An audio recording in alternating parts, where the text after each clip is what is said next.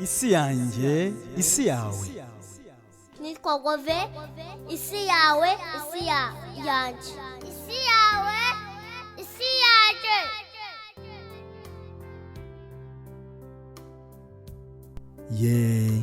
Nibyo koko hari igihe dushaka isi tukiremera isi twumva ihuje n'ibyifuzo by'uko dushaka kubaho, ndetse isi yacu tukayirimbisha tukayitaka mu ntekerezo zacu, tukumva twakora igishoboka cyose kugira ngo tureme isi yacu. Isi yawe siyo si yanjye. Biragoye ko isi yawe yaba isi yanjye, kuko akenshi ibyiyumviro byanjye by'uko isi yanjye yakambereye usanga bitameze nk'uko wowe isi yawe wifuza ko yakubera. Ibyo turabizi. Murabyibuka se ko hari igihe twe tugira ibyiyumviro by'ukuntu dushaka kubaho n'ubuzima dushaka kubaho kandi butandukanye cyane nubwo twariho? Ibyo murabizi, birashoboka kandi nawe urabizi.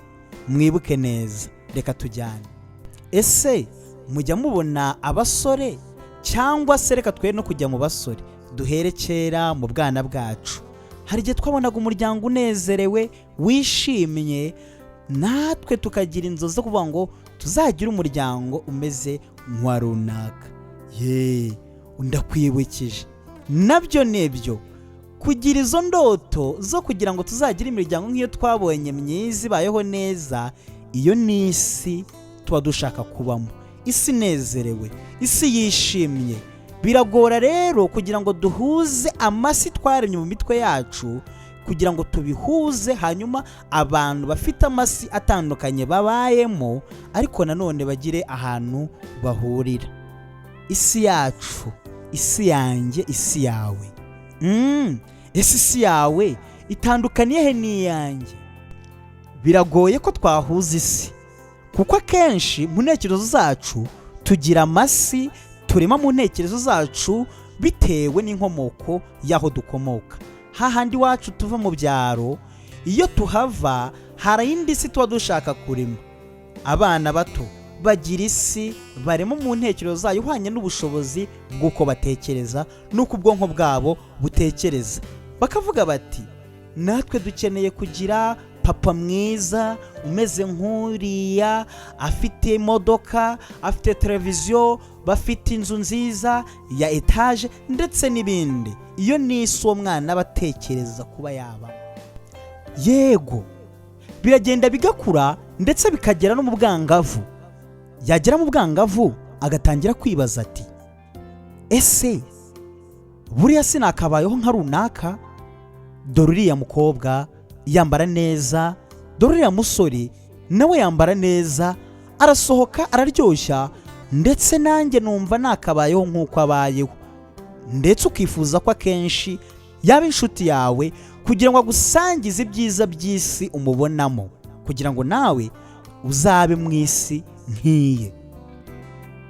Si mu bwangavu gusa, biragenda bigakura bikagira no mu busore bwe.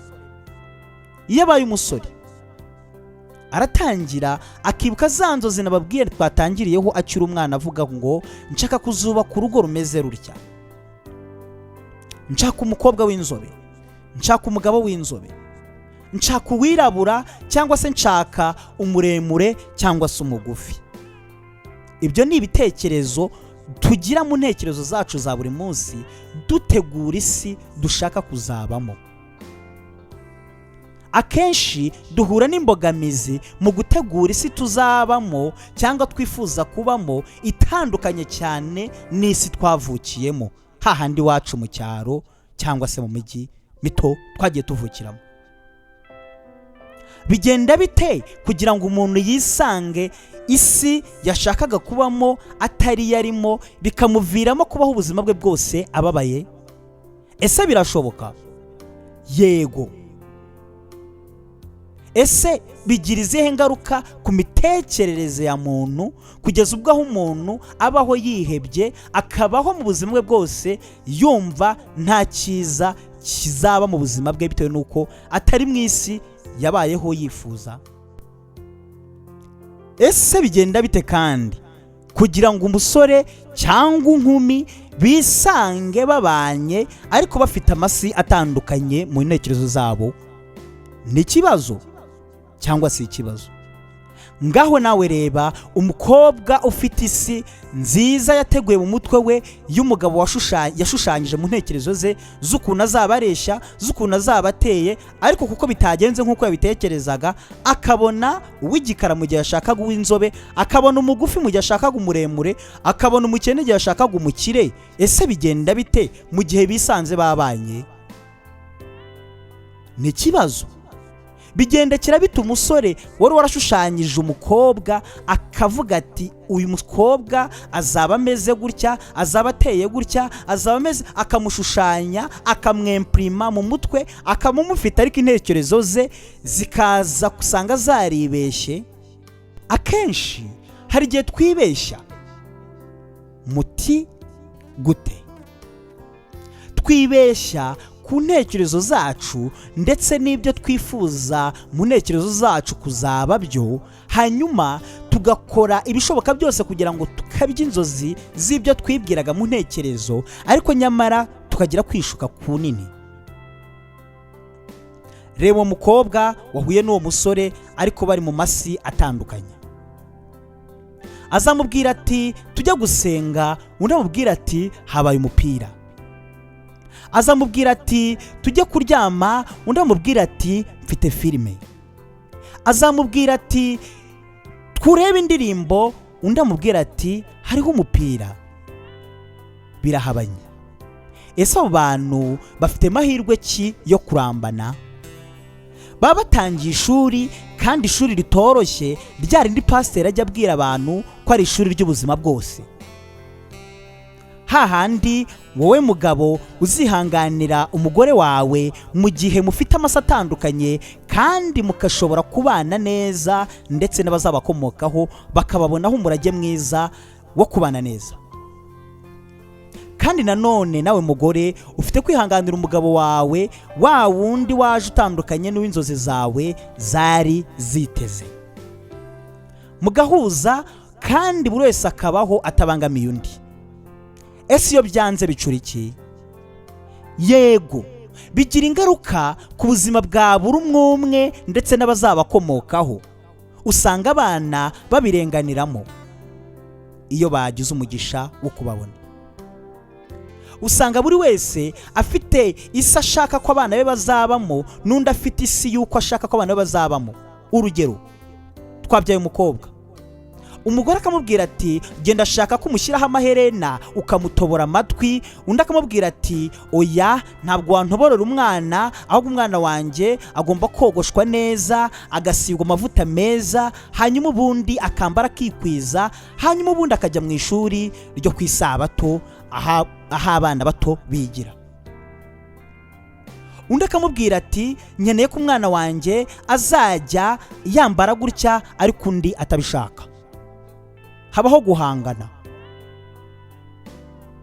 Ubyitwara mute?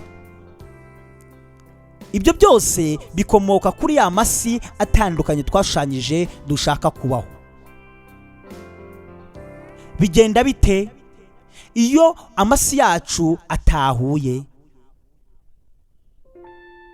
Yego, birababaza cyane, ndetse biragora gufata umwanzuro ku bana. Rimwe na rimwe usanga abana batangiye gufata uruhande rw'ababyeyi bamwe na bamwe bakunda, abandi bakabanga bitewe n'ababyeyi babo. Ugasanga umwana aravuga ati jye nkunda papa kuko papa ambwira ibi ngibi, kandi koko nanjye nibyo mba nifuza. Twibukiranye ko buri muntu wese kuva mu bwana bwe agira isi ashaka gushushanya yo kwazabamo. Uwo mwana nawe aba afite yasi nawe ashaka gushushanya ko azabamo. Ubwo uruhande ahereramo hagati y'ababyeyi bombi, hagati ya papa na mama, ni uruhanye na yasi n'ubundi nawe arimo ashaka gushushanya kubamo. Niba abona abandi bana kuri televiziyo bapfumuye amatwi, akabona umubyeyi umwe ntago amwemerera gupfumura amatwi, azajya mu ruhande rw'umwemerera gupfumura amatwi kugira ngo azagere muri yasi nawe atangiye kurema. niryo rya shuri. Dukeneye kwiga kugira isi imwe mu gihe tubana. Yego, ntabwo byoroshye. Biragoye ko wahindura umuntu umaze imyaka 35. Mu isi ye yatangiye kuyirema kera akiri mutoya, akivuka. Mu myaka 35, mu gihe abonye umugabo cyangwa abonye umugore, biragoye ko yasiye yaforomatwa mu mutwe we, hanyuma agasigara yarema indi si nshya umugabo we yifuza cyangwa umugore we yifuza. Ibyo biragoye. Ariko nanone birashoboka mu gihe twitabaje ibitabo bimwe na bimwe bijya inama y'ukuntu abantu babana kandi bahuje. Yego, birashoboka. Birashoboka cyane rwose ko abantu babana kandi bagahuza, kandi baramaze igihe kirekire buri wese afite isi ye. Gusa biza gahoro gahoro, ntabwo ari ibintu biza umunsi umwe. Iyo ushatse gushyiramo imbaraga, ushaka ko buri wese ahinduka akajya mu isi y'uko wifuza ko aba, biragoye. Ni byiza ko byaza gahoro gahoro kandi bikazakunda, kuko iyo ushyizemo imbaraga niho hahandi havamo amadivorce ku babana. Divorce igira ingaruka ku bana kandi ikagira ingaruka ku muryango muri rusange.